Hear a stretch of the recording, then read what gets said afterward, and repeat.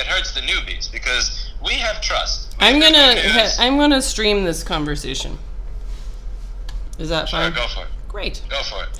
All right, so tell me when we're live so I can't say any nasty shit that's gonna get me in trouble. All right, I'm gonna hit start streaming. So I'm gonna chat with my buddy Lewis. I just got back into town like 4 seconds ago, and we're gonna talk about this battery service issue because we have probably a difference of opinion. I think that the battery thing is totally fine, and it's unfair to malign Apple over this issue, and really uncool since it's gonna, it's kind of a few weeks out from the launch of a new device.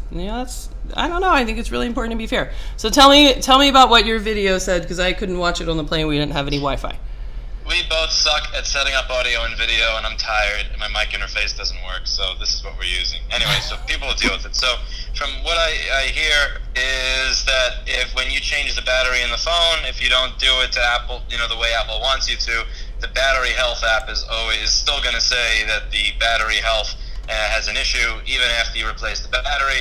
And now this is being called a lock. I don't like the fact that the word lock is being used because it's implying something that has not occurred yet. A lock to me means that if you put another battery in the phone, it just says F you, it's not the Apple battery, it wasn't replaced in an Apple store, get the hell out, I'm not going to turn it on anymore. That's a lock. This just seems like, just some sort of agitating software shit, which at the best case scenario, it's a glitch like error 53. Worst case scenario, it's actually intentional. So what bothers me with it is this, and you guys tell me what you think. So let's say that the biggest issue that newcomers through the repair industry have is trust with their customers. So I say, are you putting an original part in my device, or are you putting in a good thing? In the beginning, people would kind of look over my shoulder. They'd be staring at me. They want to know if I was lying about putting a good thing in their device because I was new. And back in 2008 and 2009, the stuff that people got told at the Genius Bar, the fear-mongering was much greater than it is now. They'd really doubt me. And if I tell a customer, I'm putting a good battery in your device, it's going to work great, and they go, are you sure? And I go, yes, and then I put that battery in, and even though the battery health is perfectly fine, it still says service battery or battery, or service now or battery health low. I honestly don't even remember what the message is because it's 1 a.m. and I don't use an effing iPhone. But if it says that, the customer's then going to look at me like, hey, I thought you said you put a new battery in. And I go, I did.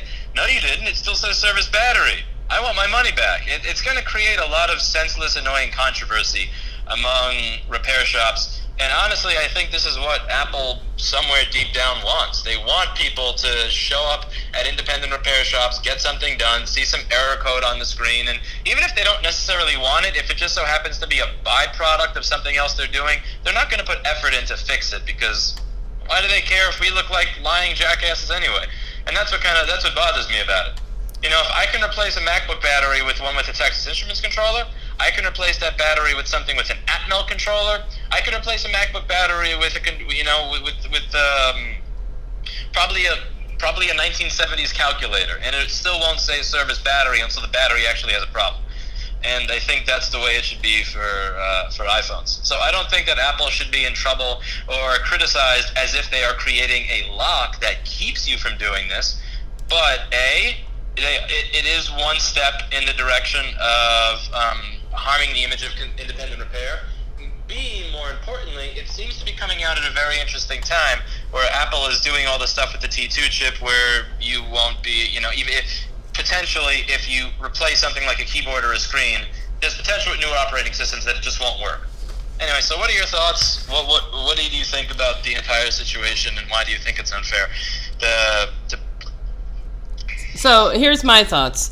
I think that if I buy a secondhand phone, and I'm a consumer, and it had a battery replacement, if I Google right now and say, I'm going to put my own battery in there. If I Google iPhone battery, I'm going to find that I can buy an iPhone battery online for $5. There's one that was on here when I did my stream from piecefcrapbattery.com.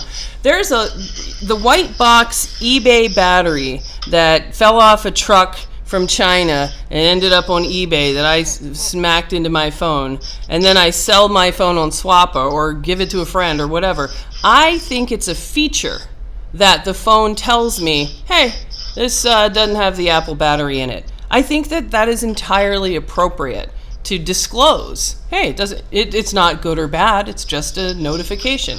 And the actual message, this thing is one of these articles, which are just, I think, way scathing. One of the articles has a picture here of the actual message. So it says battery health service. So I object to the word service. I think it should just be a question mark. Service implies something negative. I don't think it should imply negative, like there's a problem. If it had a question mark, I think that would be more appropriate. But that's kind of a minor issue. If you click on the service, it says, important battery message.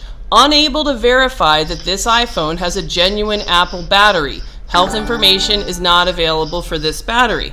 So that's crystal clear. It's not, this is sketchy. Service, why? They couldn't have done a better job, other than turning the word service into a question mark. They couldn't have done a better job of saying, hey, this just doesn't have the normal battery. Carry on. The battery works. It charges. It reports charge correctly. If I plug it into the 3U tools that we show our customers, we let customers decide whether or not they want a battery. So when they come to us, hey, I think I need a new battery. Why do you think that? We'll walk through TriStar with them. We'll show them USB ammeter. We'll plug it into 3U tools and show them their cycle count.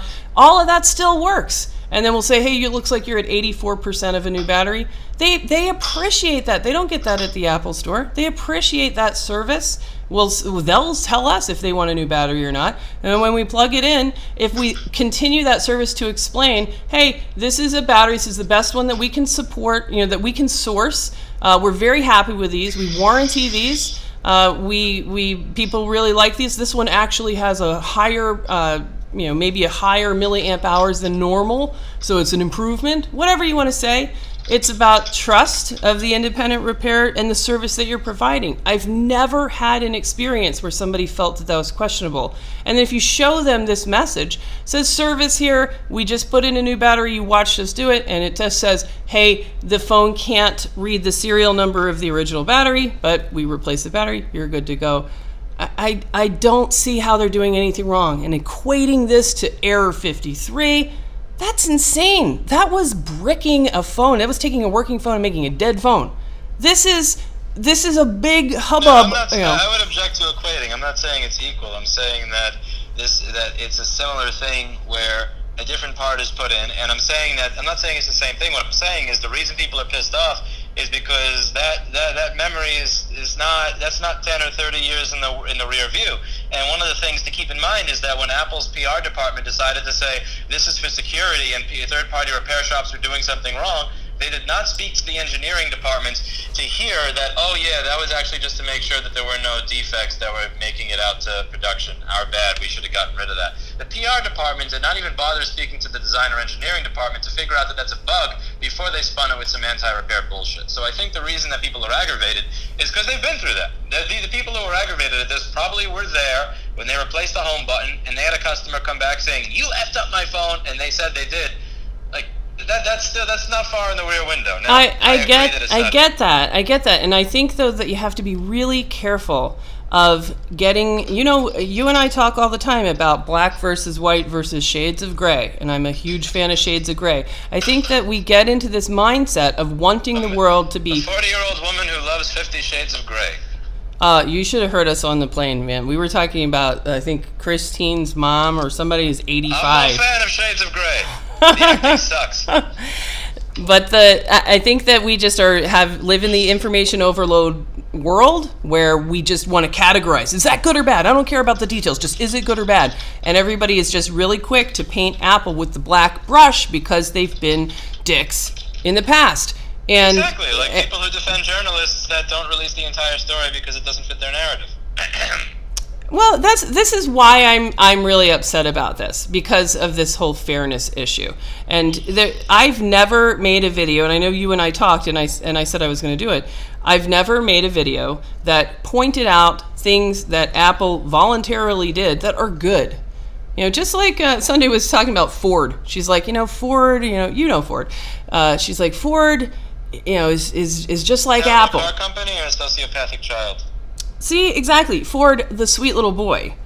So it's like you kind of get used to seeing Ford, break a vase and kick a chair, whatever, that she's like said that she has to catch herself from running in. Here, but this is important just because I wasn't in front of a computer since I was but it said we saw swapping in a new genuine Apple battery from another iPhone XS resulted in the service message popping up in the battery health section, followed by an important battery message. So you said that it was never confirmed that somebody tried another Apple battery. No, not another. You said, when you gave that example, you said new.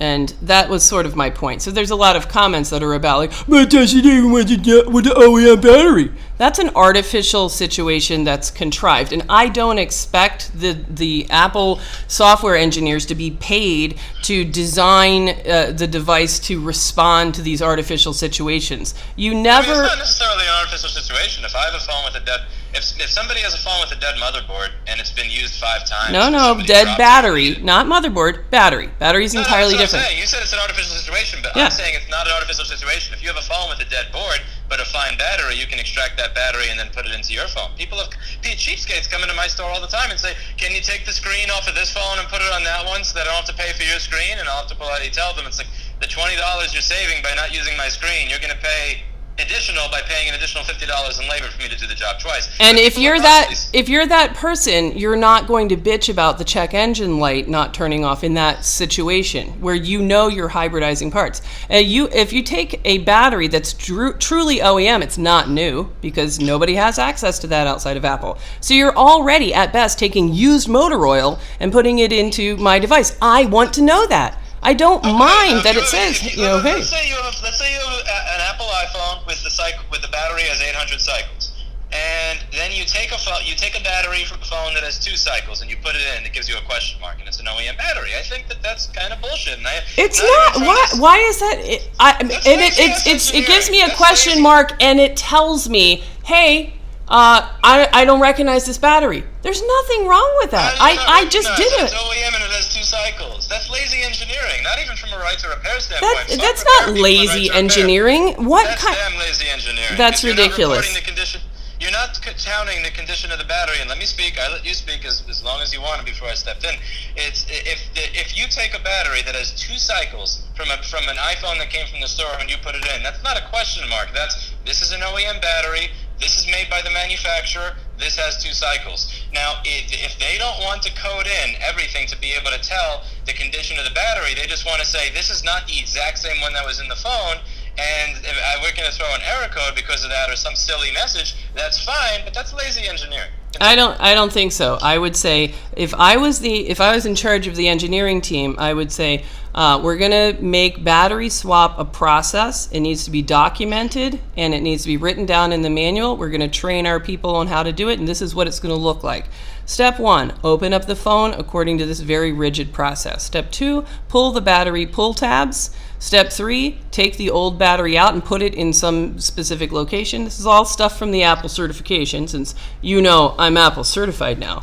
And then you're going to take and unwrap the new battery, and you're going to follow this very specific test, which is going to end with use the proprietary calibration tool, which will then do whatever magic it does, with the last step being that it will it'll kind of reset it'll tell the logic board, hey, this battery's number is 506, and the logic board says okay, and then that shuts off the service and puts it back to start over. I think that's I'm not asking them to design that process to include weird stuff that's completely outside of their business model of repair. Why should they have to design how people might fix phones in the back of some van somewhere? That's crazy. They're doing it how they do it. When you replace the battery in your own store. They don't have to think about how I might replace the battery in my store. In their store, the batteries, there's a process that ends with, and then you calibrate the battery, and that's what turns off the service light. How many other devices exist on Earth that have this process with this stringent requirement?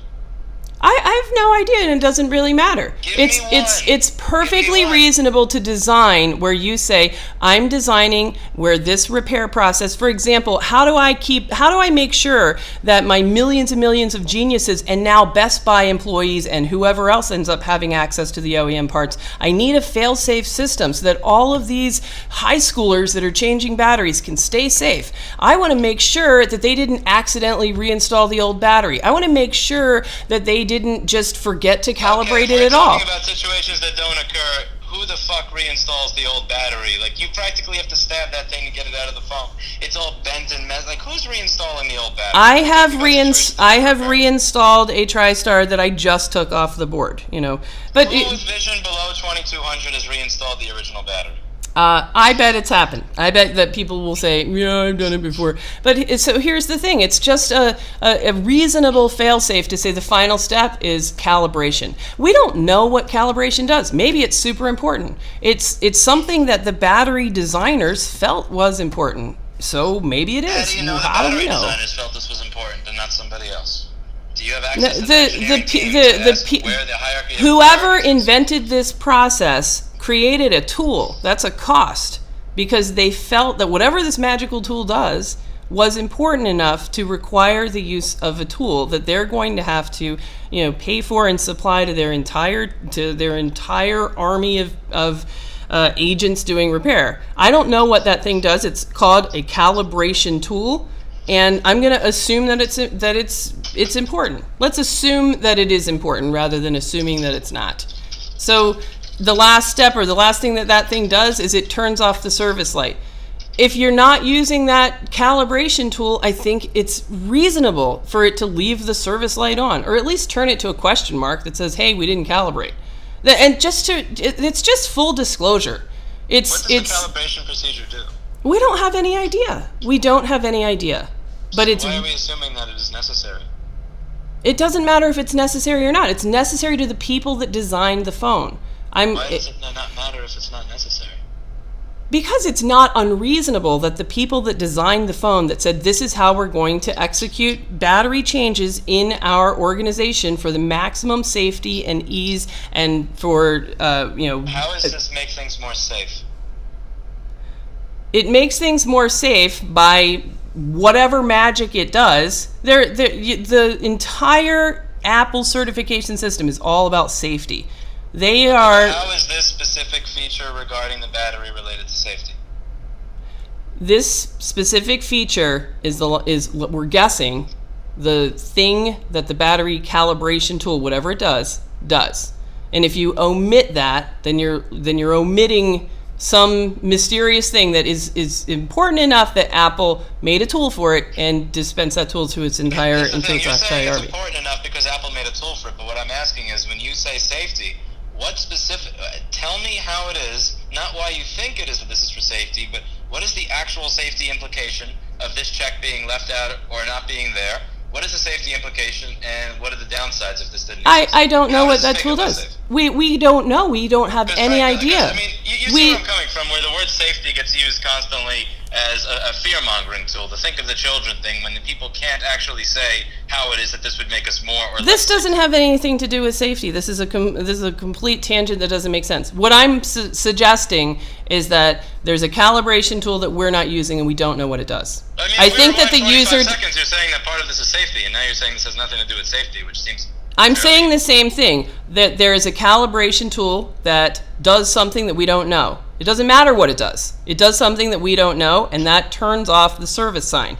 I think that in the interest of full disclosure to the user, if that wasn't done, they deserve to know.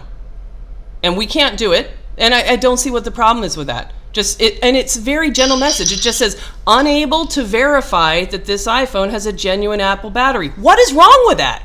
I want to know that. What I think is wrong with it is fundamentally lazy engineering, because you should be able to detect if it's an original Apple battery. You should not. You don't require a company to design for other people other than themselves. That's crazy. I don't require them to design anything at all. No, I simply suggested that if a company does a certain thing, maybe you won't want to buy their products. That's ridiculous. That's ridiculous. That's insane. It's not ridiculous. I'm suggesting that if a company treats people like shit, which they've repeatedly done, that if you don't not in this situation, they're not in this situation. And you're interrupting again. You don't let me speak every time I have a point, which is starting to become aggravating.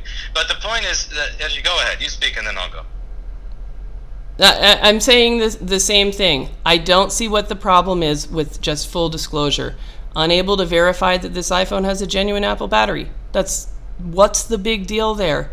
My point that you were responding to is that you're suggesting that is that it should consider the fact that maybe somebody shoved a alkaline battery in there. It should consider all these other things.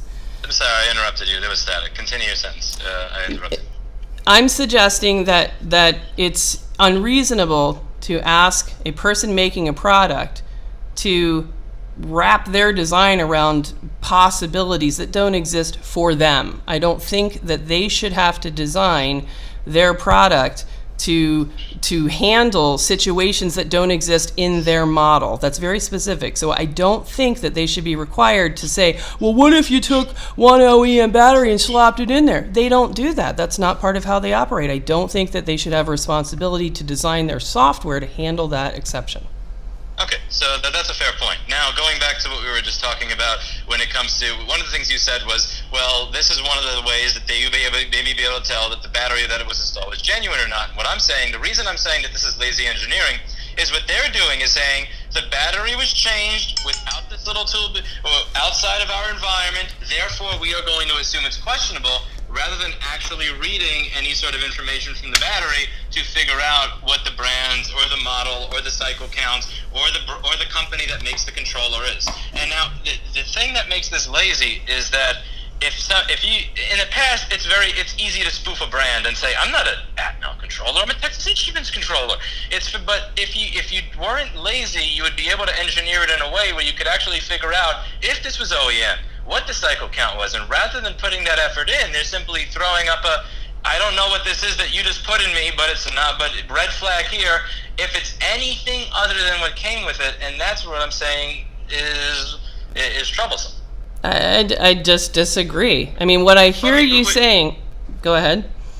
No, I interrupted you again. I don't want to be an asshole. What I hear you saying is that iOS should be programmed to query anything that you plug into that battery connector and come back with an identification and to be able to talk to the chip and to report on. I think that's crazy, because they shouldn't be required to design their software to handle exceptions that don't occur in their use case. Their use case is very clear. It's a very unique use case. Their use case for the most part is fix it with us or buy another one. And that's a use case that people are becoming increasingly tired of, which is precisely why we have businesses to begin with. I mean, if we're focusing on their use cases, buy a new phone, buy a new MacBook, buy a new this. Like, oh, you're 2 years in, you 52 volts went to your CPU, buy a new one. I mean, I don't consider their use cases as much, because their use cases are so narrow that the fact that their use cases are narrow are precisely the reason that we exist. And when you say why, it's ridiculous that they put this much effort in my opinion, and I would leave it to people who are actual engineers in my chat, like the Dearnovs and the Nitrocasters, it doesn't seem like it would be a lot of extra work to do something like, hey, what type of battery are you? Can you give us some information from this battery that confirms that it's actually real and not, Ice Eagle shit screen company sending out some crap battery that sucks and is pretending to be ours. I don't think when you look at the amount of money that Apple puts into engineering their designs, that is a lot of work. And one of the ways that I'll say that it's not a lot of work, you just take a look at what was done with the T2 chip. So with the T2 chip, what I went over in a video last week is they went over every single part of the boot sequence for the Intel Series 9 or Intel, I forget the exact series number because it's 2 in the morning, but they went over almost everything, the entire boot sequence for the PCH. None of those signals are used anymore. The way a MacBook boots up now has very little to do with the actual Intel platform. They've developed their own chip that does half of the work of the platform controller hub that's built into the CPU. Half of the CPU signals that were related to that just go to ground now. So that is a very, very difficult undertaking. That's like some level 99 collegiate PhD level shit. and we're talking about it saying, "Hi, battery, are you the original? How many cycles do you have?" This is kindergarten. So to say that, I can understand what you're saying, which is why should I put the effort in? But seeing the ridiculous amount of effort they're putting into something else, and seeing that they're putting virtually no effort into this, I do ask, why is there no effort put into that? Is it kind of, and I don't want to sound like a conspiracy theorist where I say they're doing this to undermine trust in independent repair just for the hell of it, but it does seem like that just so happens to be what do you know? That just so happens to be a side effect of the thing we're doing. Should we fix it? Nah. And that's what's bothering me. Well, I just expand that example then. So let's say that I plug in a cable from the gas station to charge my phone. Should the phone say accessory not supported? Or should it say, oh, it looks like you got this one from Five Below when they were on sale 2 for $1 on Tuesday? Well, if it's a pink one, you probably shouldn't use it, but if it's a brown, you're okay. That's crazy to expect the manufacturer to build into the software for the screen and the charge port and the camera and any possible thing that you might one day plug into a connector on the logic board, that the device should be programmed to anticipate that, query that accessory and report on it. I don't think you can reasonably ask a manufacturer to have that burden to say maybe someday somebody will plug this into me. That's I think excessive to ask a manufacturer to do, and what they're actually doing is so reasonable. Are they not already doing that? If they're already querying the battery and saying, it looks like this battery has been changed, so it has to make a query to the battery. It has to figure out that that's a different battery than the one that was already in there. We're already talking about work being put in for this. This is simply like writing your book report and leaving out the concluding paragraph. The work has already been done. They're leaving out the one teeny tiny bit that would make lives easier for hundreds of thousands of people and cause less paranoia where there is undue paranoia. Now, I'm not saying that all independent batteries are good. I'm fully aware of just how much complete and utter dog shit crap garbage is on eBay and Amazon, and there is something that should be done about it. But I don't think putting something together in place where you could actually get a literal OEM battery that has 2 cycles on it and putting it in there and it gives you this message is the solution for it. This is going too far in the other direction.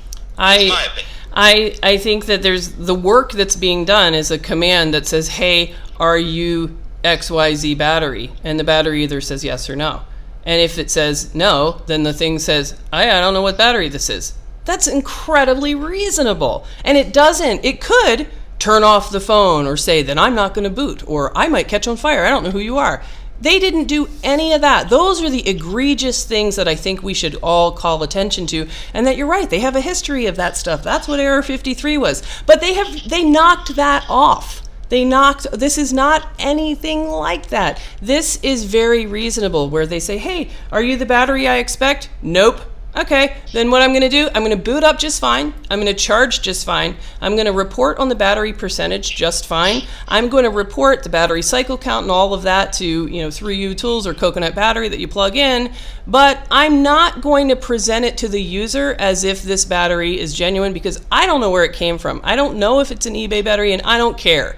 All I know is that this is not the battery that I'm expecting, so I'm just telling the user, unable to verify this iPhone has a genuine battery, period. They can do with it. It's not negative. It's just a notification. They can care or not. It's just full disclosure. I don't know what this is. And I think that's totally reasonable. And I can't understand this outrage that has led to articles. Look at the titles of these things. Apple locks new iPhone batteries to prevent third-party repair. No, it doesn't. I agree with you on the word lock. I agree with you that the word lock in this case is inappropriate and wrong. What and then the next one, they just the titles of these are all screaming. They're crying wolf so that we won't be able to have an audience when the next Error 53 comes out. That's unfair. I agree that the word lock is incorrect. And in my video, I said I don't think lock is the word to use here. I think people are assuming the end conclusion based on past grievances and just analyzing the climate within which Apple treats independent repair. I think that's what they're doing, and I think it's wrong to assume that this is guaranteed to be a lock. Right. But when you have an Apple internal bulletin that says if you replace a screen on this machine, you need to do this or else it won't boot, and then you have a phone that's saying, oh, this is not the same battery, even though it's from the same thing, you have to see why people are wondering. Where there's smoke, there's usually fire, and this entire situation is not here to try to keep fire coming out of batteries for safety.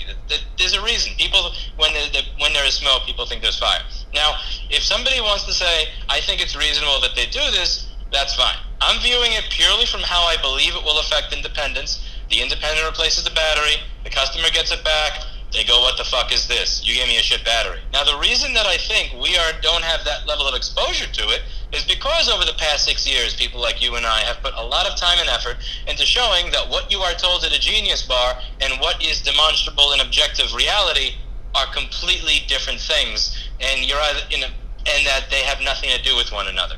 And if it wasn't for that, I think that this would be something that hurt independence.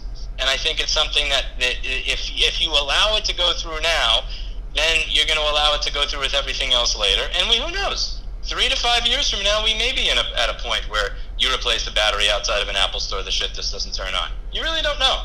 Well, I think I wouldn't put it past them. Well, I wouldn't put it past them either, but I just feel that fair is fair, and the thing I said in my video is that if you want to be treated fairly by Apple, then you have to be fair to them. And I think that we're doing too much just assuming from past behavior and painting with this brush. The message, if you're just reading the headline, seems like you can't change your battery anymore at independent repair. It doesn't work. That's what it seems like if you're casually flipping through the paper. That's what all of these headlines say. And I feel like they've actually done a good thing here. I appreciate it. It's a feature. I like this feature. I like the idea that if I buy a battery from somebody off the street, or if I buy a phone and it doesn't have the original battery in it, that if it was done with an OEM Apple battery at the Apple store and calibrated, then it's going to just say nothing.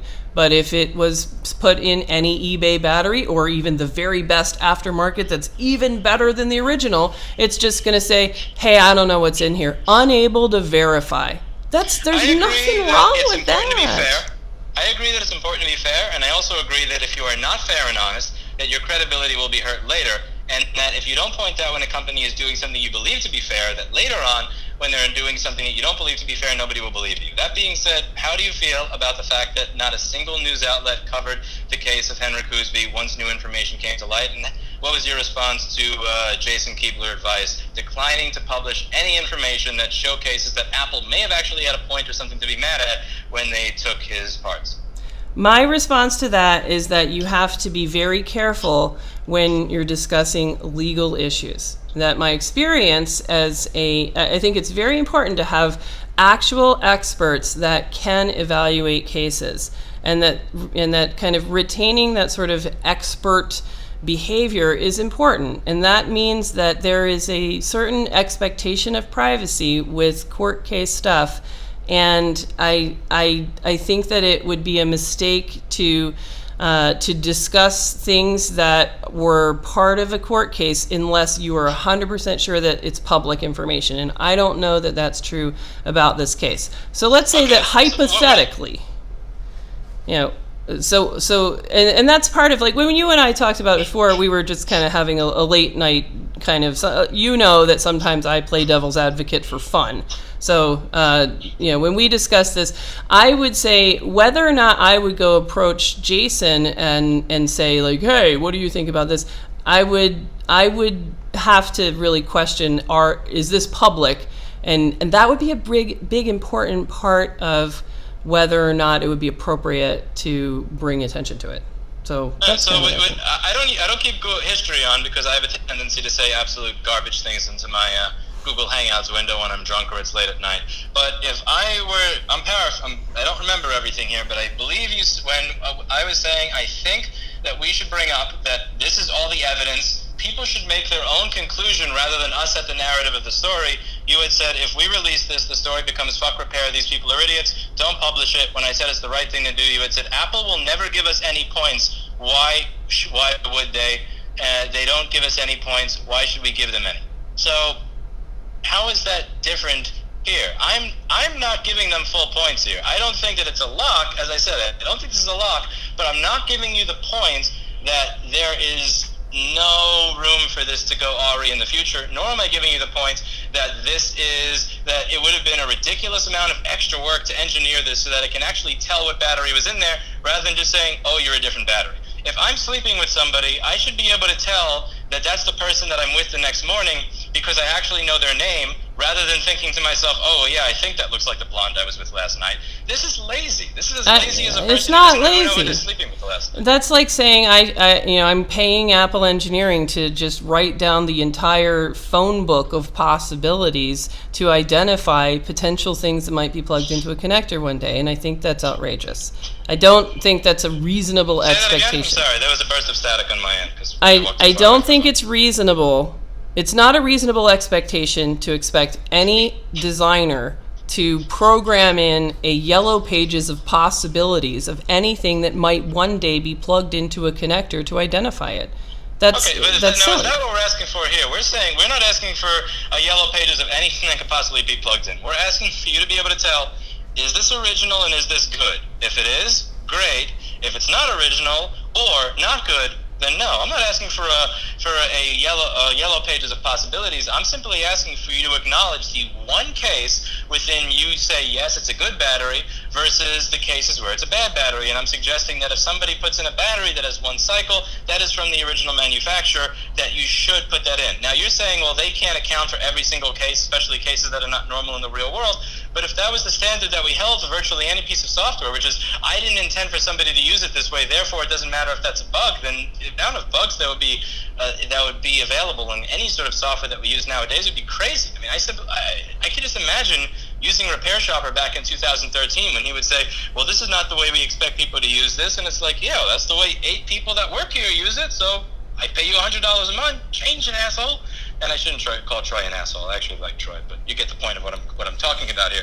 Like, I'm not asking Paul Daniels here to accommodate me. I'm suggesting that a company that has $200 billion in the bank if you're going to make battery authentication part of your process, then do it properly and authenticate your own damn batteries so that they don't show up as a question mark. That's lazy shit. I just don't agree. I think it's reasonable to have authentication be, are you Bob? Nope. That's it. I don't think that there needs to be anything past that. I think it's reasonable. And here's part of why. What does it take? Like what you just said was that it should tell you if the battery's good or not. How does it know? In order to actually say this cycle battery's good. The cycle count. Well, you and I know that cycle count can be manipulated. So if you wanted to just report on cycle count, then you would have to also somehow verify that wasn't changed. And I think that's unreasonable. I think it's totally fine for them to just say, hey, not what I expected. And so therefore, maybe I've been hacked. Maybe somebody has soldered one battery board onto some old ancient cell, like what people are doing right exactly now. The phone can't identify whether or not Chris Long took out a big fat soldering iron and transferred a battery board from one to another. Or if Justin Ashford, who made the original video, if he has done BGA transplant of the gas gauge chip it can't do all that. It shouldn't try. It shouldn't try. One of the things you said is that we should not be talking about use cases that are not the expected use cases. Now, none of these are expected use cases. Precisely. You're saying that if somebody does that, they'd be able to get around something like a battery cycle count. So my question there would be, how standard is a use case for somebody who's using BGA soldering capabilities and knowledge to save themselves from having to spend $5 on a battery? None of this is a use case. None of this is a use case. I think we're agreeing is that it shouldn't be required to look for those situations. I don't. Is that it shouldn't look for that. What if this happens? We can't deal with that. That's why we need to have this feature. Whereas I'm saying that's never going to occur in the first place. I'm saying that it's reasonable. You can't say that the feature has to exist because somebody may change cycle count, while simultaneously saying, well, that's not something anybody would ever do. Why should we consider that when creating the feature? People are not doing BGA soldering in their repair shop to reset this shit so that they could save $5 in a battery. It's not something any independent repair shop would do. Yes, they will. Yes, they will. Guess what everybody's doing all day today? They're figuring out how to transfer these boards. It will become incredibly commonplace. Figuring out how to do that. And why are they doing that? Because he says this bullshit in the phone. This didn't exist before. It's not bullshit. It's that my entire point is this is reasonable. It is totally reasonable, and you haven't said why it's reasonable yet. You said safety, and then 90 seconds later you said safety is not a part of the discussion, so I throw that away entirely. And you've said that it's needed so that somebody, just in case somebody starts transferring battery boards to get around cycle count, which you just said right now is something that nobody was doing up until just recently when this came out. So they've created a problem, and now this system fixes the problem that they've created, which, by the way, doesn't even do anything, because if you transfer the board from the old one to the new one, the battery app is not even going to tell you that the battery health is bad. So this whole thing doesn't matter. I think it is reasonable for them to say, unable to verify this iPhone. It's, in fact, more than reasonable. I appreciate it. I like it. So if it's Chris a Long good takes feature. the board from the old battery and puts it on a new set of cells, will this battery health app be able to tell? I don't know. I mean, I don't know. I don't design or build this, but all I'm saying is that Apple designing iOS to say, is this the battery that I expect? And then saying yes or no is not unreasonable. And the world is acting like it's Error 53. The articles that are coming out are all black and white, and they're saying independent repair can't replace batteries. All over this tiny issue, which is that the device, when you swap in a battery and you're not in Apple Store, it says, hey, I don't know what you did, unable to verify the iPhone battery. That's it. Why do you think that's not unreasonable? Why do you think that so many people are comparing it to Error 53? Why do you think that this is one of the only companies on Earth that, after they do this, it would actually create an issue? I think that's a good question. Why do people care? So this came out to the independent repair community a few days ago, and my strong advice was, this is not a big deal. And it wasn't a big deal for like a day. And then the next day, here comes an article. And the article, let's look at like the article from iFixit. Like let's look it up and listen to the tone and the styling. And this is why I think I like your question here. You know, why is this a big deal? And it's because I think it is really, really important to be fair. So let's see if I can find the first article, which then turned into a you did a video, and then this iFixit.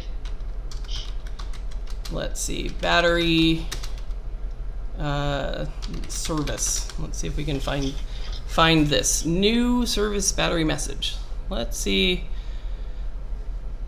All right, Apple is locking iPhone batteries to discourage repair. So that title, Apple is locking iPhone batteries to discourage repair. That's an assumption. I think a better title might be Apple is checking to see whether or not the expected battery is present, and if not, it's saying, it's making a service message. To be clear, I object to the word service. Service implies problem. I think it should say something like unverified or a question mark, which is the truth, which is just, I don't know what this is and I can't vouch for it. And I just think that's great. And then if we read, Apple can't vouch for their own battery. They shouldn't be asked to.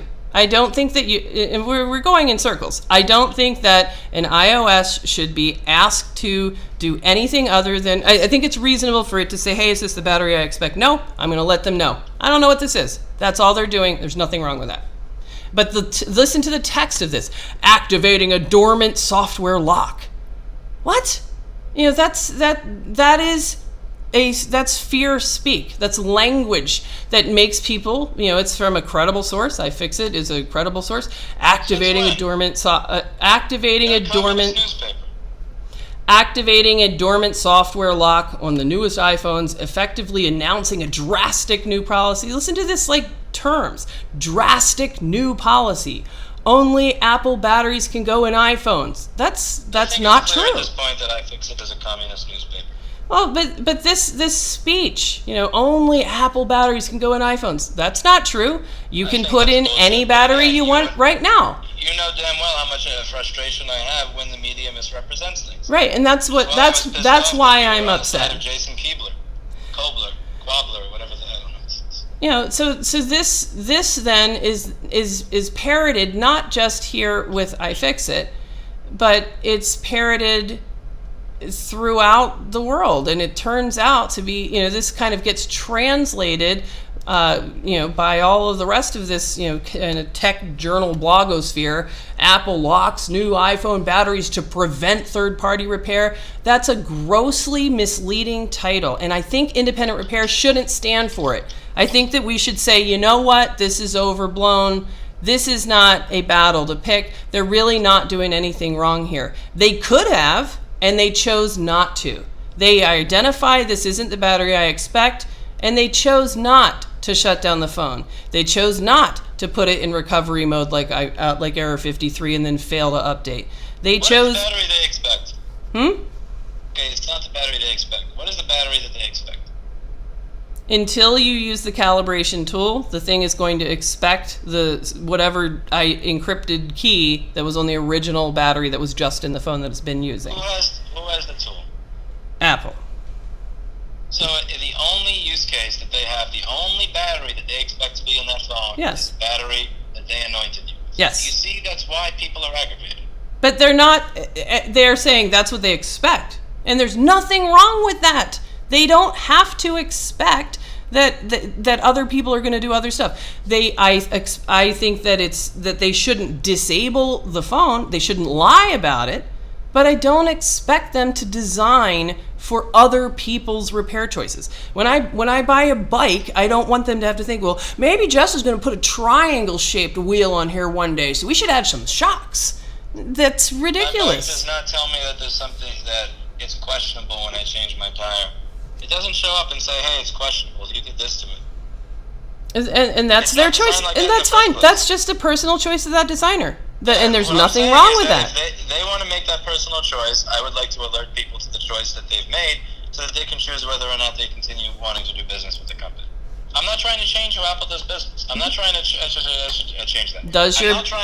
Does your video paint it as negative? Absolutely it does. I'm not trying to How is it negative? I'm not saying that they need to change it. Again, I said that in the video because people were saying legislation needs to come out that changes this because this is wrong. Bullshit. No legislation is required to change this. The only legislation that's required is the internal legislation from people to say, I'm not going to buy an iPhone. Yeah, I agree. One of the other things that has bothered me in the community is hearing things like, we shouldn't have put up with this crap. Where I'm like, then don't buy an iPhone because you don't get to dictate the control of how companies design. And the video I did with the iFixit woman, after hearing about 15 minutes of how Motorola is so great and everything, it's like, oh, what phone do you use? Oh, you use an iPhone. Tell me more. Tell me more. I mean, I turned off the camera because I didn't want her to hear what I actually said at that point. But the point is, yeah, I mean, that's the thing that bothers me is the people that are the most vocal and open critics of Apple's tactics use their devices, support them with their money. Makes me sick. I don't mind if somebody likes what Apple does. If people who read our Apple and think that they're great continue to buy their products, more power to them. But if you think that there's an issue, you shouldn't be giving them money. Well, I think that it is perfectly reasonable for them to say, I don't have what I expected to get from the battery. I'm choosing not to turn it off. I'm going to charge it. So many people in the chat are going, is this Lewis? Does Jessa have a phone tied to a piece of string and that string tied to a tin cup tied to a microphone? Yeah, of course. I regret that. God damn it. I told you, get a microphone. That's what I said. Get a microphone. Get a microphone. I told you to get a microphone for a phone call, not for online. This is gonna. I don't have my interface at home stopped working, and I've been too tired to fix it. Well, my mic to work. You realize that I'm using a microphone that is something called a Samsung Meteor mic or something like that. That is USB. Because I wanted to actually re-upload this to my channel, but I'm just kind of curious if anybody would actually be able to understand a word I'm saying. I don't know. I haven't clicked over to even see chat. I'd like to do that. How can I figure out where chat is? Let's turn that off and go hunt down YouTube chat. Oh, I just think that I saw this as an issue of just pushing things to extreme. Apple's a villain once, so therefore they're always a villain. The other thing that bothers me is the idea that I think that large corporations should be treated the same as small business. So I think that you should think and weigh and treat whatever Apple does the same as if it was the dog groomer next door.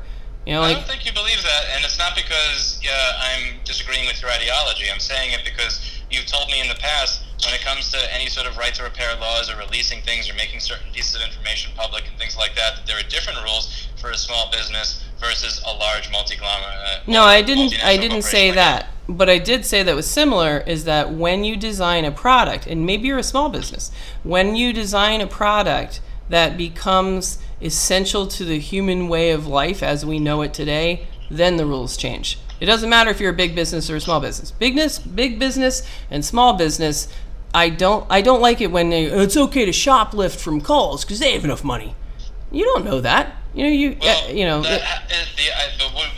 iPhone reach that standard? I mean, if you were forced today to go from an iPhone to an Android, you would have to get used to some different stuff. Your icons are in a different place, but is that required for your way of life? I would draw a circle around all smartphones. So I would say, if people that are making the smartphones that humanity uses, that invention, it's like the wheel, like there might be a bunch of different people making a wheel, but overall you kind of have to have wheels now. So the things that become really profound, things that shape the way of humanity, those things probably need their own rules when they're just very difficult to live without. Yes, individual company that makes it when there are alternatives in the market, not necessarily. Right, I totally agree. Which is why this was back when we would just debate right to repair in general. So I felt that right to repair for something that is so profound for humanity that you need to. I can see that it's not necessarily the same to say your cell phone is not the same as your toaster. You could still. I don't know. Toasters are pretty important too. I have to come up with something else. Your fidget spinner. You're an electronic fidget spinner. All right, where can I find chat? Let's look, because I would like to see what's going on. I'm kind of scared to ask how shitty this sounds. Well, let's see. I'd like to address questions from chat, because I got I even made a video in an airport where you couldn't even hear anything. Let's see. I wonder if the reason that Jess is so forgiving towards this rule is because she's been hobnobbing with this group of people that may have access to this entire calibration tool and parts to begin with. Yeah, that's also really irritating, especially because I feel like an objective scientist, and that's what bothers me. Just I often, you and I know, I am always playing devil's advocate on things because I try to see both sides. And is this devil's advocate, or is this? No, this is not. No, I feel very strongly that this issue is being incredibly unfair to Apple, and that if you expect them to be fair to you, you need to be fair to them. And part of that probably does come from you and I talking about your findings with this court case stuff, which is kind of your thing. And we talked about it in my kind of hiding genuine information. This is information this is genuine information on how on the entire process that was just left out because it was inconvenient even after it was made public, with no retractions, no updates, no edits, no nothing. That's radio silence. Poof, it didn't exist. I thought that was very unfair to Apple. Yeah, and I think, thinking about it, it probably was. I feel a little uncomfortable because I don't really know it. I work with iPhones. I see this. I know what the service thing is. I watched Justin's original report, and I felt very strongly that it was not a big deal. And I remember because he asked me to promote it, and I was like, I think that's a mistake. And that's why you don't like it, because somebody who you perceive to be a jackass asked you to promote something. I love Justin. Are you kidding me? I regularly talk to Justin. I think Justin is a fantastic guy. I've met him in person. I like Justin very much. He's definitely not an asshole. I appreciate what he's doing. When did you stop thinking he was an asshole? What are you talking about? You're talking about somebody else. No, Justin I met at iFixit years ago. We talk all the time. I referred him that same court case, the other one from that other guy. I said you need to talk to Justin, and I connected those guys. So I don't know what you're talking about. But he said, hey, I think this is a big deal. And I said, I really think that it would be a mistake. I think that is that's unfair to Apple. I just don't think it's unreasonable. I don't like the word service. Service implies problem. That bothers me. But that's you know, like if I was sitting next to Tim Cook, I'd say, hey, you know, I'd like to ask you formally to change the word service to a question mark or service unverified is the or word that they use in MacBooks whatever. when your battery is fucked. So when your battery is like 1,000 cycles, end of life, putting out 1 volt instead of 8, it says service. Well, you know, service implies problem, and it's not reporting a problem. It's just saying, I don't know. And so it should be a question mark, I think. It's Tim Apple. Yeah, I was getting ready to say Tim Apple, but then I said the wrong thing. I said Tim Cook. So it's, you know, and then this whole like franchise stuff is also really irritating. You know, I go visit the ERC conference. I went and talked to digital forensics people. We're open to good ideas. We are open to lots of people all over the world, and we like to connect with the people that we work with. We would like to connect with the community. You know, I used to go to CTIA long after you stopped going because I think conferences are important. So right now there's an industry conference in Las Vegas that is hosted by the CPR franchise, but it was open to anyone. Anyone could go. It was open to the industry. So we went. We went last year as well. So that's totally not the same. You know, it's unrelated or coincidental. Did you guys talk about the Touch ID being embedded in the screen itself? Nope. You know, so something like that. If Touch ID is embedded in the screen itself, and you know, it makes it so that you lose options for people to actually fix their phones, that is a problem.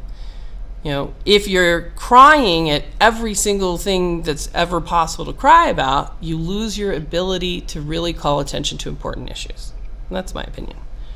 Let's see. I agree with that. I just don't think, and that's why I prefaced my video by saying this is not a lock, and I think the use of the word lock is improper, and it's what I would expect from a communist newspaper. Chris, she keeps saying that some algorithm calibrates the battery. That's nonsense. I never said that.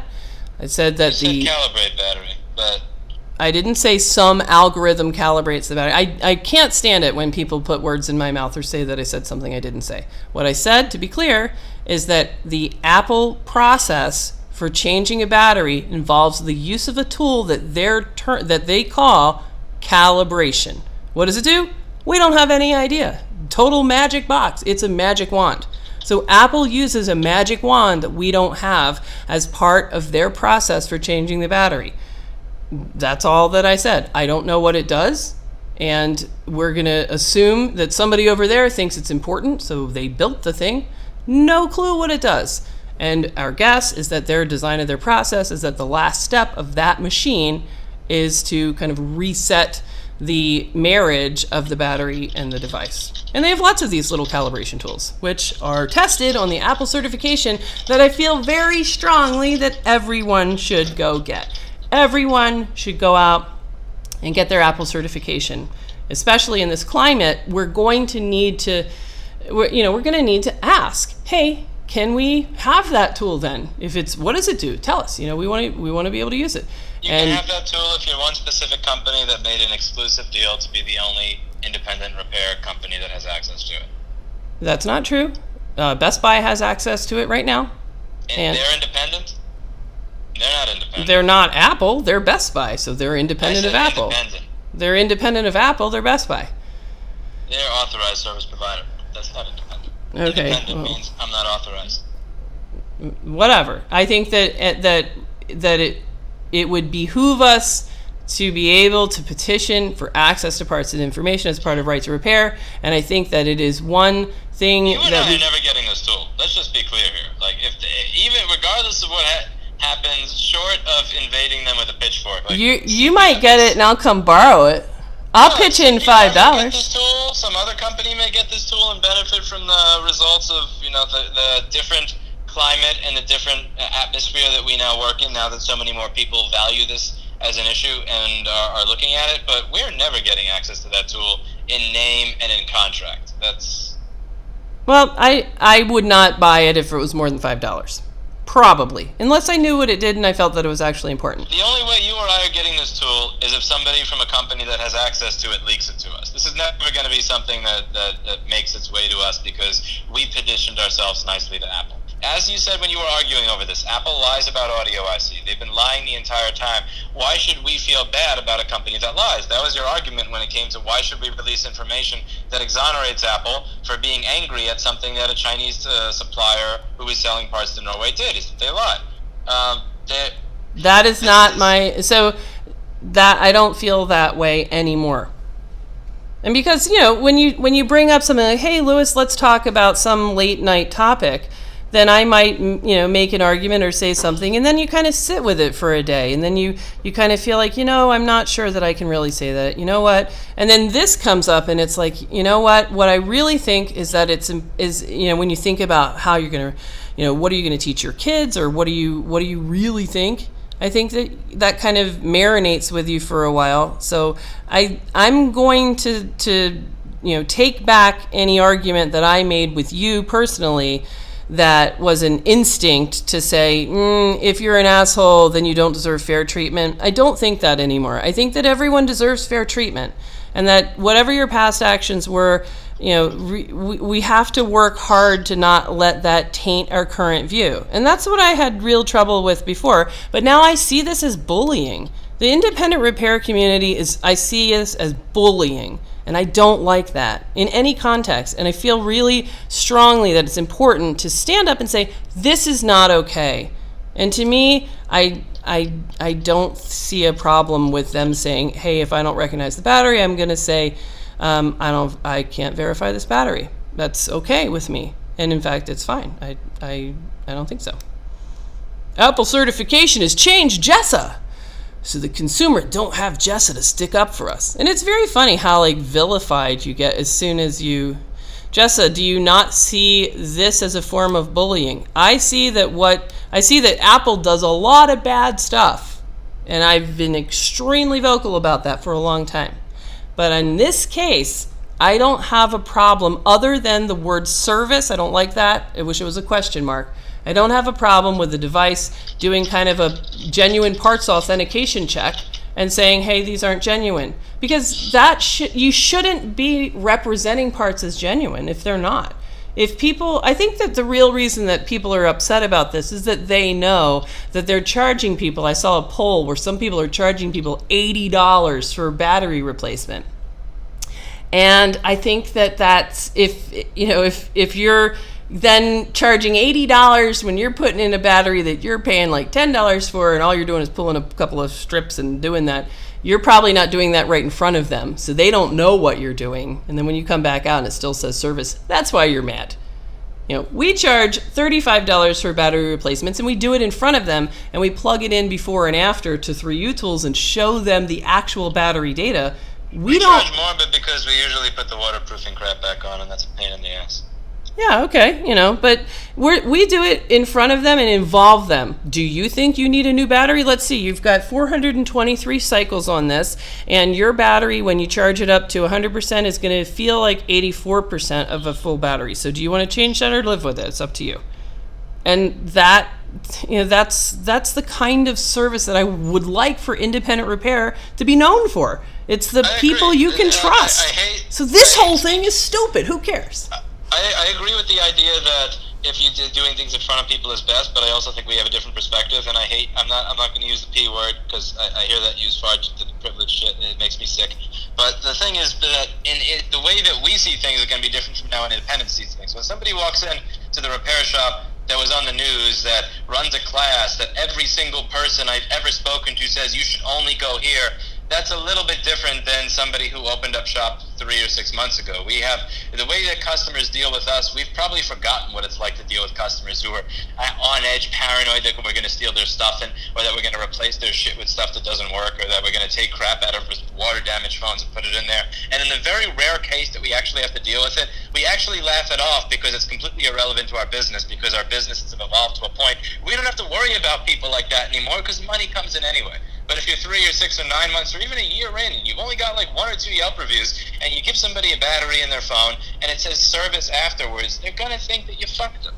And if you go back to even what the climate was like in 2009 or 2010 or 2011, when Genius Bars were regularly telling people, if somebody says that they can fix your board, they're taking your money. The same way that what goes on in the Apple forums, when somebody says, if somebody says that they can get your data off of this, you might as well burn your money. This is what they hear when they go to an Apple store. This is what they hear when they call up Apple support. This is what they hear when they go on their forums. So it's not that crazy to think that when they have a battery replaced and they've only been in business for 3 months and they look at their phone and it says service, that when we say, oh yeah, that's just an error thing that they put in because they didn't, just because, and I don't have a tool to change it.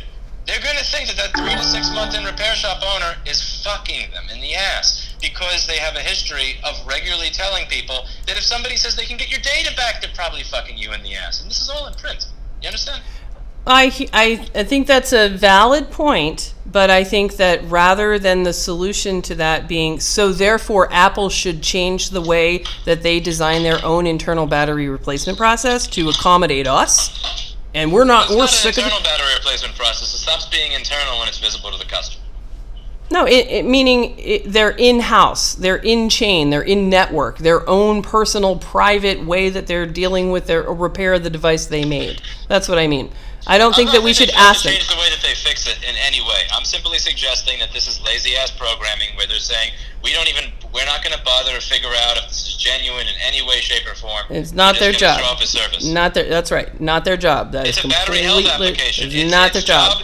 Okay, no, yes it is, and here's where you're wrong. It says battery health. The job of the application is to determine might as well say Apple battery health. If it says service, that means it's not doing its job because it's asking you to service something that is in good condition. You can't say I've told you, I agree. The title of the application is battery health. Service is the wrong word, question mark, which just means can't assess. What is the job of a health application? To say if I'm healthy. If you take a dog into the pediatrician, they're going to say, I don't know if that dog's good or not, and it's not my job. That's what the same thing here. Okay, so you're saying if you take a dog, if you have an OEM battery with one cycle and another OEM battery, those are not different species. A dog and a child are more different than an OEM battery from the manufacturer. This is circles. We already covered this. That's not circles. That's a fallacy. That's a bullshit-ass analogy you just used. If you take an OEM... between a child, don't interrupt me, lady. The difference between a battery and two batteries that are identical, bit-for-bit copies, same elements, same programming, is the same as the difference between a dog and a human. That is a crappy analogy. This is circles because we already covered this. We're not even using logic at this point. All right, let me talk. This is circles because we already covered that, which is I don't think that you should require a manufacturer to design a process for a weird. And you're not able to answer my fucking question. Let me talk. You're cutting me off left and right. You just made You're obfuscating. What? You're obfuscating. You're answering a different question than the one that I asked. You're being a politician.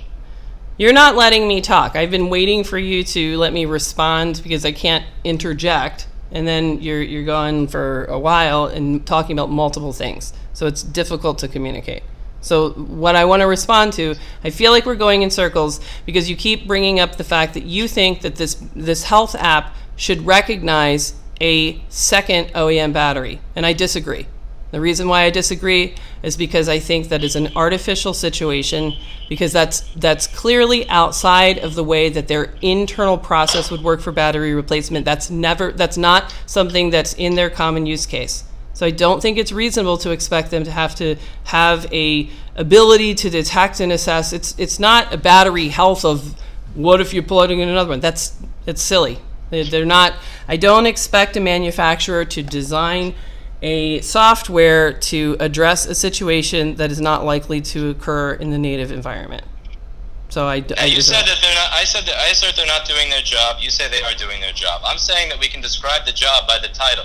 If the title of the application is going to be, or the title of what's going on is battery health, then you should be judging the health of the battery. And I'm saying that if you're unable to determine the health of an original OEM battery that has 2 cycle counts on it that came from the manufacturer, that you're not doing your job. And you're saying we shouldn't be worrying about other use cases, but other use cases is outside the conversation as to whether or not the battery health application is doing its job when it's unable to authenticate the health of an OEM battery that has 1 or 2 cycle counts on. You have to add in an unexpected OEM battery. It's not unreasonable to say, hey, this is a silly argument, and I don't think it's productive. Where the battery health app, it's perfectly reasonable to say, step 1, query the battery. Is it the battery that you expect? No, quit. Fine, nothing wrong with that. Doesn't proceed past there. That's perfectly reasonable. It's ludicrous to suggest that you should have a step 2. If the battery is not what you expect, then continue on to ask you questions. Fuck that. No, that's not reasonable. I think that and all of that's kind of a side issue. Battery health, judge the health of the battery rather than do something else. Judge the health of the expected battery. If you wanted the application to say, if you title the application something like probability of battery authenticity, that's fine. But it's not battery health at that point. I don't think that the battery health app should say battery health of the expected battery and all other cases are null and void. That's just silly. It's reasonable what it's doing. What it does. Application did. That's what every other device does. That's what every other device in the history of phones and laptops have been doing from the beginning of time. Not the beginning of time, because there weren't laptops when you were around. But from the beginning, and this is what is working. It's a working system.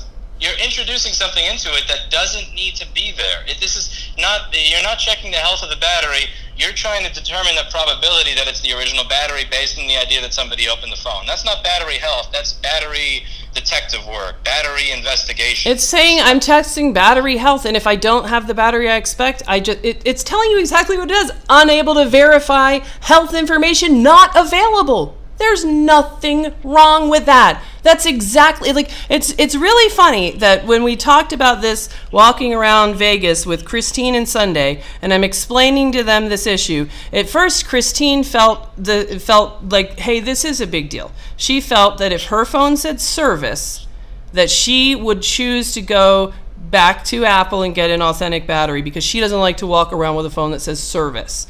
And she thought that this was a big deal and that I was minimizing it.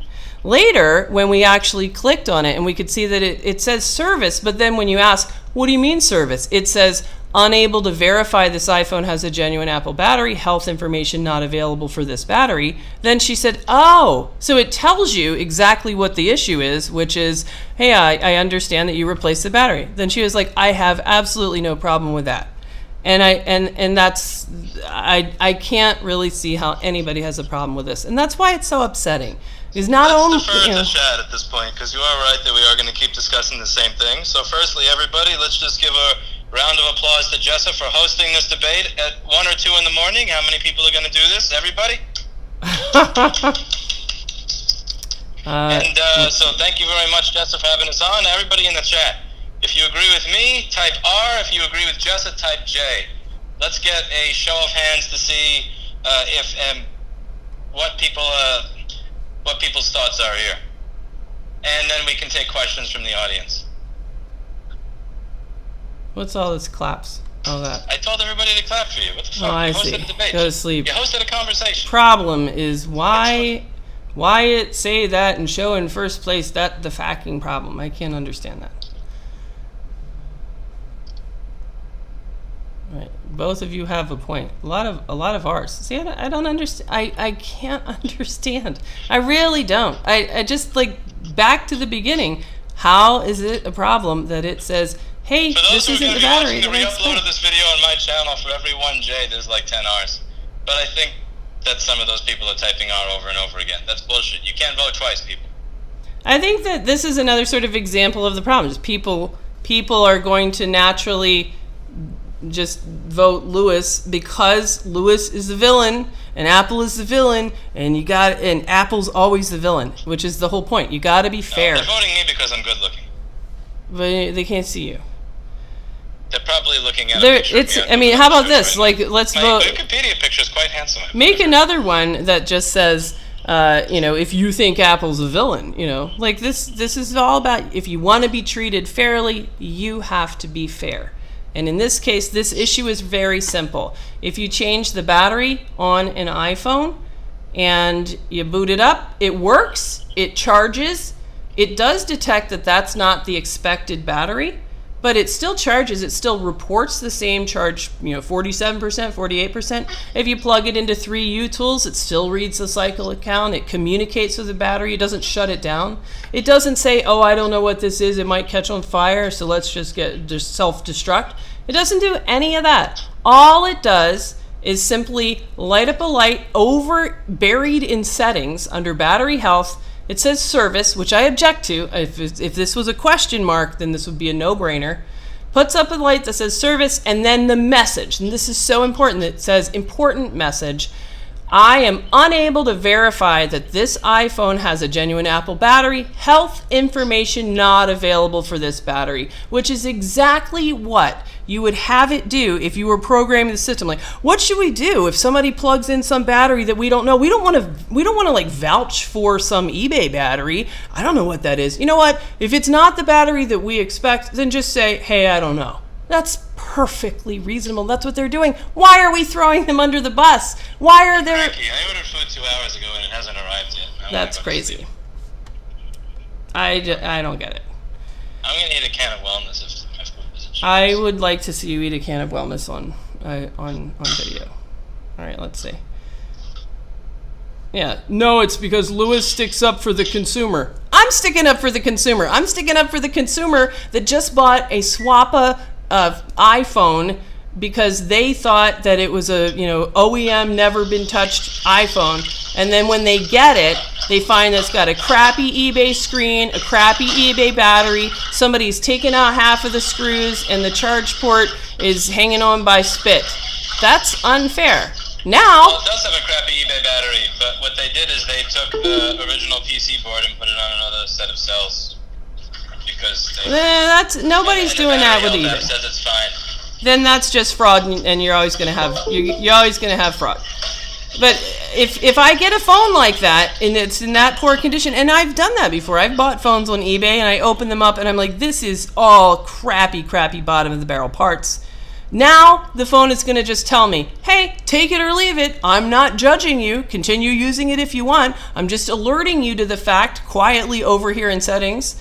I don't know what this battery is. Maybe it's original. I don't know. It doesn't even say definitely not or bad. It just says unable to verify. That is fantastic. I like Jessa more than Lewis because Jessa makes the point that we don't need to throw people under the bus, but screw something up once and the internet throws up their hands. I mean, the thing is, like, this is not the first time something like this has happened. Like, they would read the EDID code of the LCD. I had to throw away $9,000 of screens because in a new operating system update, Apple said, oh, it doesn't seem like you have these 4 digits in your EDID code of your screen, which you cannot program over a DisplayPort anymore. We're not going to work anymore.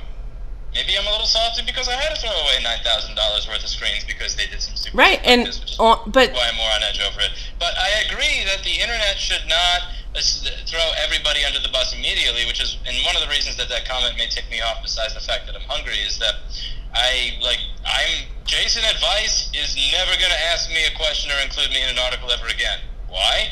Because I threw him under the bus. How many other people are probably going to think that? Because when I wanted people to stop throwing Apple under the bus for something that I didn't think they were 100% at fault for, I threw the people under the bus that were happy to allow that to occur. I mean, I don't want people to be thrown under the bus improperly. And I'm not peeing. I'm preparing oatmeal, you sick fucks.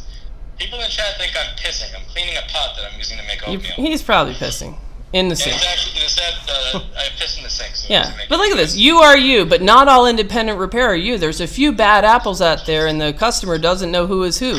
Right, which is why this is great, because if you just plug in some random battery, it's going to tell you. If you are in a shop, the shop has an opportunity. And this is the point that I wanted to make earlier, is that I don't think that the answer to your legitimate argument, which is if people might be skeeved out by seeing this if they don't really have a good relationship with you, if you're new. Then the response is to educate, which is really where independent repair shines to begin with. It's boutique repair. It's relationships with these customers. It's your local people in your town. You're not some nameless, faceless corporation where you're just a number and mailing your phone to Apple. These are your people around you that you can talk to. These are your local customers that are shopping in your store. These are the people that you can say, hey, you know what? Support the right to repair. I would love to be able to put in an original Apple battery into your phone, But honestly, those things kind of blow up sometimes. They're not that great. So They're convinced I'm peeing. what we use is these, Amp-Centrix batteries or whatever, and we've put a lot of work into them. We think they're even better than the original. So I'm just going to let you know over here under your iOS battery health app, the iOS is not programmed to detect that awesome battery that we just put in there. So this message is going to be here. I want to call your attention to it. And, we are going to warranty this battery. You come back in here and let me know if you have any problems with that, and we'll help you figure it out. This is a great time for independent repair to shine and to take advantage and to kind of adapt to this, this, I think, great. This is a great time for CPR to adapt and enjoy getting exclusive access to things that nobody else will, in spite of the fact that they can't even replace backlight fuses or trackpad cables without outsourcing it to somebody else and passing the cost on to their customer. Well, there's always bad apples in a group. I'd say that CPR had a really genius idea to go around converting the people with the street cred, because iFixit already tried to do that. We worked hard on the MasterTech certification. We already tried to create a large enough group that could actually have some weight in the independent repair community, the repair.org community. No one does that. No one donates to that. I'll buy a fucking iPhone before I put a CPR logo on my door. Well, so would I, but I appreciate the effort, I don't think that just because something is negative for you, it's sad for me to think that CPR is going to eat up independent repair. It makes me want to cry, but I appreciate it, and I'm not going to throw them under the bus. That can't troubleshoot or diagnose trackpad cables. But you can't paint a large brush. You had a bad experience with one of 800 stores. No, I had a lovely experience with them. I build them out the ass for it, which is what you're supposed to do in a franchise that can't fix stuff for their own customers, ask you to do their job. But it's one of the points that you've made many times when it comes to many franchises, is that franchises are never going to be able to make sure that every single employee has the type of specialized knowledge in a specialized industry the way that we do. And I don't know if those are the exact words you use, so I'm probably destroying that because I'm hungry. Chris Long says, I feel like when you show people the battery health option, they become hypochondriacs. Maybe, then don't do that. It's up to you. Customers in general are hypochondriacs. I mean, that's part of their, that's why there is an Apple tax on things. You replace the screen, they're staring at it from 20 angles, they're standing in the front of your store for 10 minutes, even though they can't tell the difference between them. Yeah, I think that independent repair has a remarkable opportunity to do what we do really well, which is talk to people and train them. We are the ones that need to be educating them and showing them the difference between a cheap copy cable and why they need to pay $20 for a cable. This is our time to shine, to make an experience when they come in for repair. Do the battery change in front of them, and the entire time talk about batteries and milliamp hours and educate them and teach them how to rule out environmental concerns for their battery life. And most people got that little bug in their head, though. There's a lot of customers that once they have that little bug in their head, you can just talk and they just stare at you like, okay. Read your customer. There's no, if it doesn't work for you, do it a different way. But the point is that you have an opportunity to just tell the truth, and I think that people really respond to that. Being treated fairly, and people really respond to that. I tell them the truth. This is not an application that actually determines battery health. It's an application that throws you under the bus if you replace a battery outside of an Apple store. The company involved is doing this because they're assholes, and so you should completely disregard this message entirely, and don't trust anything that they ever fucking tell you when you go to the Genius Bar. Yeah, and you read on their forum. Yeah. And don't trust what you read on their website. Right. It's probably not true. Yeah, I mean, Sunday is really good at that, where she just says, when people have asked us about, why does it say service? We say... Sunday needs to pick up the phone at 4 p.m. on a Thursday. I think she doesn't like me. Is this because she spent her night in Michael's... Okay, we're not talking about that. Jeez. That is not appropriate. I don't care. What? No. What the heck? That's why she doesn't pick up the phone. Okay, no. That's not the thing at all. No.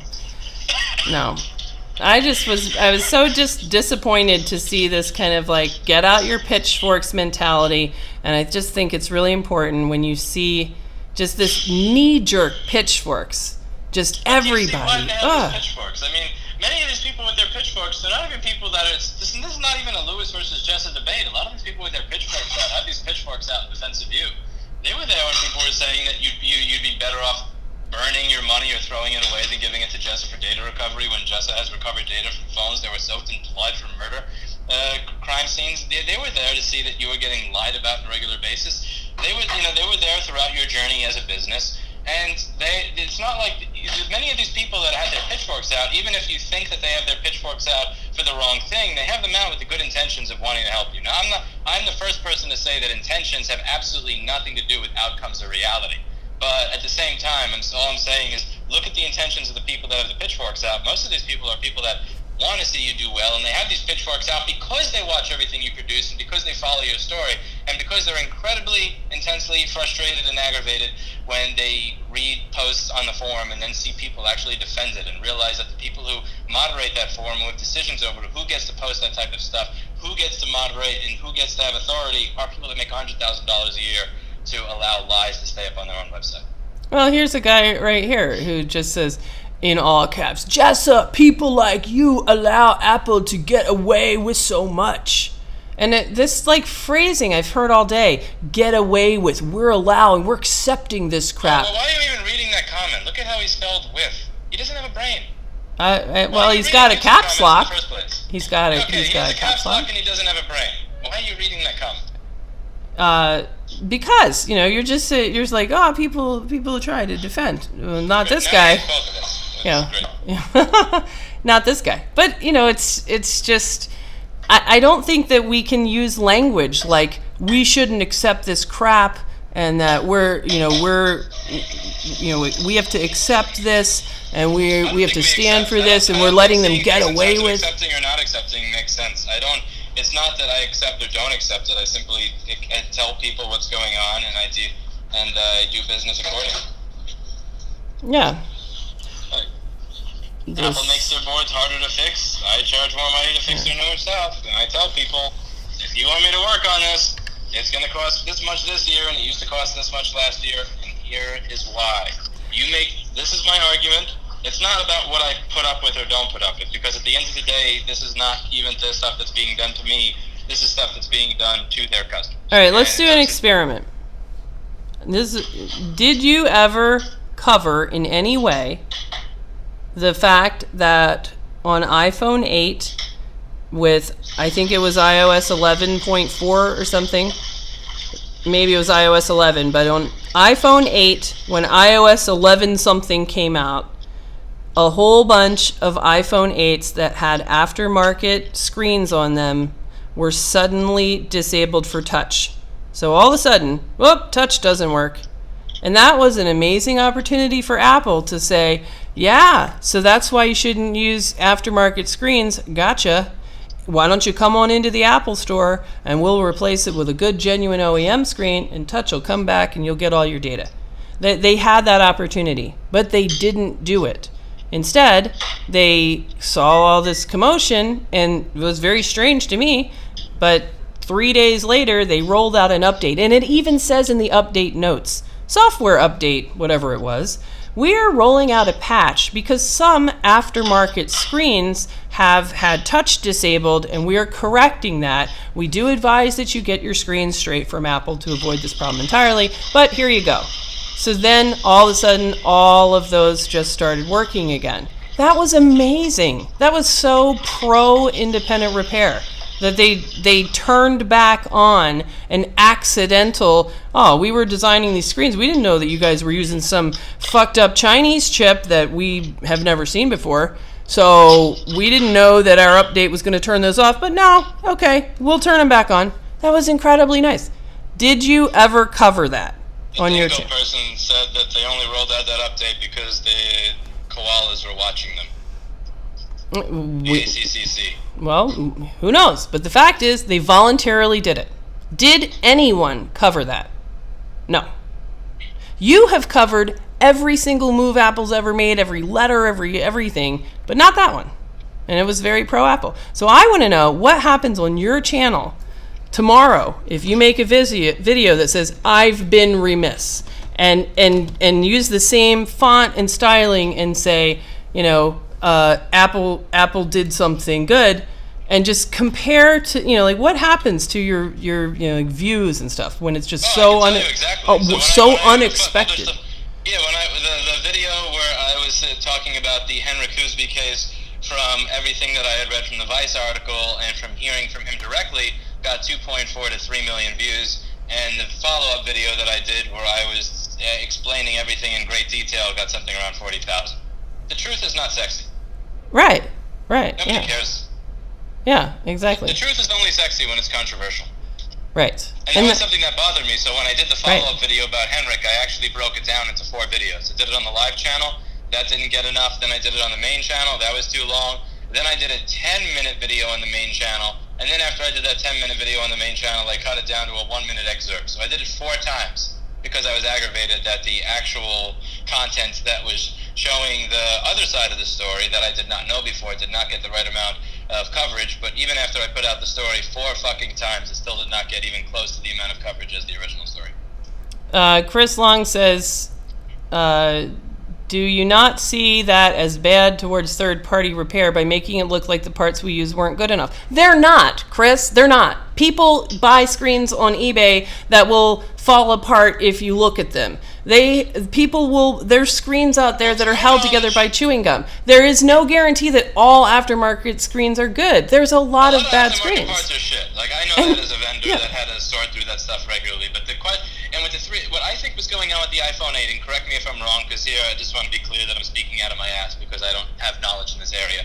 But when I was speaking to people who were involved with it, they said that there's calibration for 3D touch when the screen gets plugged back in. Even if you don't have the special machine, if you replace the screen, it'll work. But if you were replacing the screen with an aftermarket, it would just send bullshit values. And that since it sent bullshit values, the touchscreen would not work because it would never complete that proceeding. And that was something that Apple had not thought about. So in that area, knowing that is a different case, and that is a different case from the whole question of whether or not the actual quality of the screen is bad. Because I think that the 3D touch on the knockoff screens that were having issues were screens that were not reporting the right stuff to the phone. The phone just didn't know how to deal with when incorrect stuff was reported to it. But I mean, maybe I'm wrong, but I feel like the people that were reporting those issues acknowledged that they were kind of C-grade screens. Maybe I'm completely wrong, but it wasn't something that the majority screens that were the common premium screens that most of the better shops use, they didn't have that problem.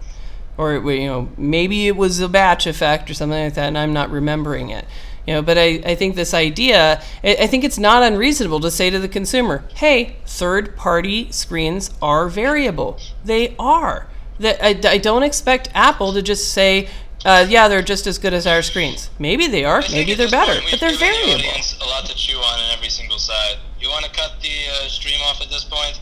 Yeah. And either discuss something else or go to sleep? Yeah. Though there's one that says, that's funny, where it just says,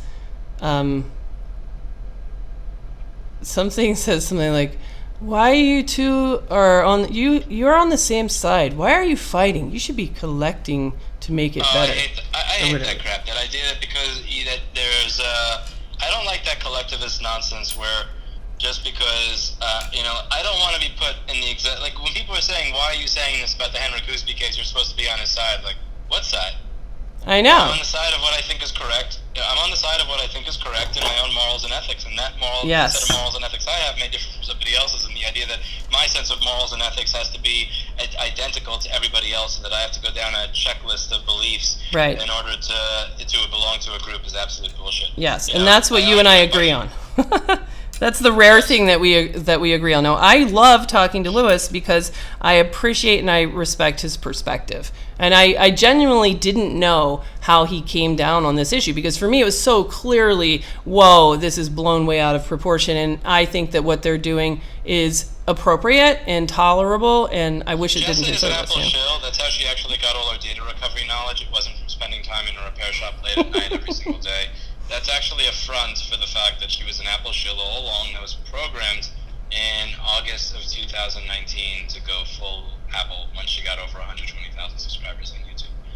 Yeah, so it's interesting, and it was interesting going out to the CPR talk where they have 800 stores, and just think about, wow, when you're really starting to institutionalize repair, that is a completely different beast. And for Apple, how do you make policies that try to make things as best you can, and that's where independent repair can shine, because we're not institutionalized repair. We can do whatever we want. We can serve our customers however we think is best. And in this case, as far as I'm concerned, be fair. This is not a big deal. Consumers, we don't want to have this narrative that aftermarket parts are great. Sometimes they are, but sometimes they're shitty, and we need to own that and acknowledge that. And, a lot of times they're shitty. One of the things that bothers me is that when you mention that there are a lot of aftermarket parts that are shitty, people in the independent repair community will say, well, why are you saying that? It just bolsters their point. It's like, yeah, it's a good point. Right, it is a good point. The entire reason I started a parts company at the end of 2010 is because I wanted to be my own customer, because every other company selling parts was selling shit. Right. And you know what? Parts have come such a long way. We used to have to just kind of, pick up parts on the side of the road, and that's what you got. And remember the 5 C's that were held together with chewing gum. And we don't have that problem anymore. There's been a lot of competition in the aftermarket marketplace. Those parts are really, really good now. And we have a lot of options. Have you bought any 5S premium screens from Mobile Centrics recently? 5S? No. I think we have a lifetime supply. Are they good or not good? I returned a bunch of crap to them recently. You did? Oh, yeah. And I feel like such a noob for buying from Mobile Centrics to begin with. I just don't have time to research good iPhone screens at this point. I just buy whatever the most expensive one is from a reputable vendor. Sounds like a reasonable plan. It didn't work. It didn't work. Just 5S. What rock did you chisel that out of, Lewis? That's really funny. People still bring me 5Ss because they like having a phone that fits in their hands, and it's one of the very few areas where I would actually understand why people want to use Apple products. I'm not Shaquille O'Neal. They make the phone bigger every year. My hands is the same size every year. It doesn't grow. Yeah. I've advocated for better quality batteries for the last 8-ish years. Yes. So I don't understand why, I just think this unable to verify iPhone doesn't mean bad. It doesn't have to mean bad. I'd like for it to... I just want to know also what happens if you just ask. Like if you treat Apple the same way you would as the local dog groomer, and you just say, hey, can you shut them damn dogs up? Can we drug them? And maybe they'll say yes, or maybe they'll say no. Like what if you just say, hey, Apple, it kind of feels a little misleading on our side. We all want the same thing. We want people to love their iPhone. We want them to love it and buy another iPhone, but we want them to have a good experience. So let's keep it running for a while, huh? And we'd like to ask you to change that service to a question mark. Can we do that? That way it doesn't imply that there's a problem, that it's just sort of a we don't know. I'd like that. Can we do that? Let's do that. I'd like to be able to ask them to do reasonable things and expect them to be reasonable back. And part of that starts with not going nuts every chance you get. What's all this Rewa stuff? Boo! The Rewa, yeah. Rewa, why? Stop mentioning. I'm going to delete Rewa on my channel. Don't mention Rewa on my channel. Get the fuck out of Rewa. Yeah, let's remove. How do I? They're already gone, Jess. All right. They're already gone. All right. Time for bed. I haven't even been home yet. I just came in here to do the stream. So Where are you? I'm at the shop. I've gone from Las Vegas, and we went to Philadelphia, and then we went from Philadelphia to Rochester. I drove Sunday home. I drove Christine home, and now it's 2 o'clock in the morning, and I came to work to ideally do like a job or two, and then called up Lewis instead, and now it's 2 o'clock in the morning. That used to happen much more often. What happens to these conversations where rather than I spend time building my business and you spend time with your husband and children, we would spend time arguing over petty nonsense and screaming at each other? We started to agree. These were the days. I know. We started to agree on too many things. Yeah, that's fucked up. Yeah, so actually this whole thing is very, it's a good thing. It brought back the arguments from Lewis and Jessa. I should get a proper microphone at home, and we should make this a weekly... We really should, because there's a bunch of these. That's why when we started talking, I was like, let's not do this again. Let's just make it be a debate, because if we just talk about it offline, then it doesn't... The stupid my mic interface died at home. I was going to do the Apple the certification live stream, and I couldn't because this damn... Yeah, you know what? Let's do this. Sunday needs... I'm making everybody do it. Did you see? Go over to iPadRehab.com. Look at my new... I need to order a new USB X audio interface for my microphone at home. Look at... phone. let's see what this looks like here. Look at iPadRehab.com and see, and look at my new like front page thing. Did you see that? You're not doing it. I know you're shopping for a microphone. Apple certified technicians, unauthorized repairers. Becoming Apple certified really has changed you, woman. Yes, and now I'm like super pro Apple. I used to be able to see you as a friend. Yeah, I can't wait though to like. Do you have it hanging in your side? Do you have it hanging in your shop? Not yet, but tell me what you think about this like logo stuff. Like this is what I worked on. It was a little hand pulling back the window. That's what I want to put in the window. So I did order my certificate. So I'm certified now. So I have my certification is like it says on the website certified. So I sent them an email asking for my certificate. So I said, "Hi, this is Jessa from iPad Rehab, and here's my tech ID. I can't wait to get my certificate in the mail and hang it on the wall in my shop. Here's the address, iPad Rehab, 4 North Main Street." So like if it actually shows up, that's really going to be funny. But I'm going to put it right in the entire front window. I'm going to make a big one of these things. And we'll see. We'll see what happens. Perfectly legitimate thing to do. Just telling the truth. I'm an Apple certified technician doing unauthorized repairs. So I want you to do it, and I want Sunday to do it, and Christine and Mark and everybody else. So maybe when Mark's probably going to be pretty good. So maybe you and... Did I tell you that my idea for the stream in front of the Apple Store got totally shook-canned by the city? Why didn't you? What? How? I was gonna suggest that like you tell them that you want to do like a food truck, but it's actually a repair truck. Well, firstly, it took me forever to figure out the actual permit to apply for. First, I applied for a filming one, which is totally different. I needed to apply for an events one because I would have props. Props can be defined as a screwdriver. Screwdriver's a prop. Microscope. Multimeter's a prop. Yep. The only way I could get a filming permit with nothing else is if it was literally a camera, a tripod, and me talking or saying poetry. So obviously I have to apply for the small events one. Now, the problem with that is they said, well, you can't be something like promoting business. And I said, well, I was actually going to have 2 or 3 other people from 3 different businesses coming down, and neither of us were going to promote our businesses. Rather, what we were going to do is consult and give information to the customer on what's actually wrong with their device and compare it to what the store said. And she goes, what's your name? And I said, Lewis. And she goes, what's your last name? What's your last name? And I said, Rossman. She goes, how do you spell that? She asks how I spell. I say how to spell. She goes, give me 1 second. She said, let me just talk to my boss. She goes to her boss. She comes back 30 seconds later. She's laughing. You can hear that she's laughing. And she goes, no. You can't do that. No. You can't. I thought that was hysterical. And she probably Googled me with the word Apple. Well, can I do it? How about Christine or Sunday? I mean, we're. What happened? I know what she did, but she Googled me and then just said, oh, fuck no. Oh, hell no. Yeah, hells no. Well, maybe we could like make Sunday or somebody apply. Like she can talk anybody to anything. Like that's her like superpower. You know, you should challenge her. I bet she can do it. Oh, Sunday? Yeah. Anybody who is named after a day, that's a superpower in and of itself. Not really. It's a handicap. I mean, do you know how many times a day that I hear her go Sunday, like the day, like constantly? Or she's named after the Sabbath. I mean, yeah. I don't know. It's hardcore. It is. All right. Error 78 is the new Error 26 topic for next week's chat.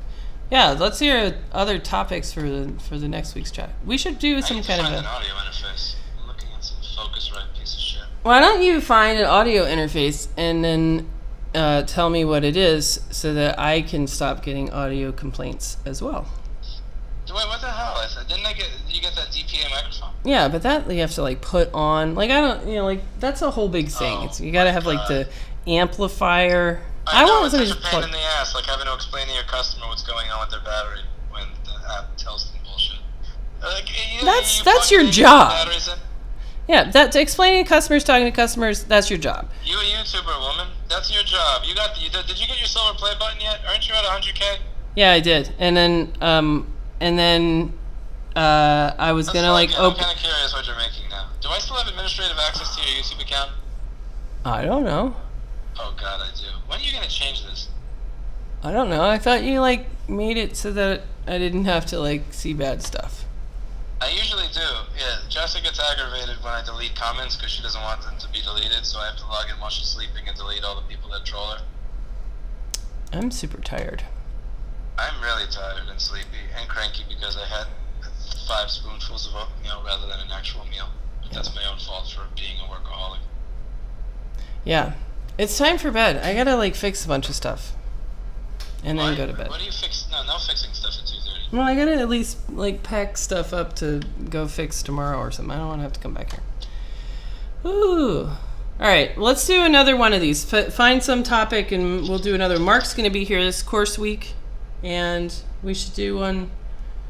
Like, we'll see how this all plays out. See what happens. All right, I'm gonna hit stop streaming. Bye, everybody on stream.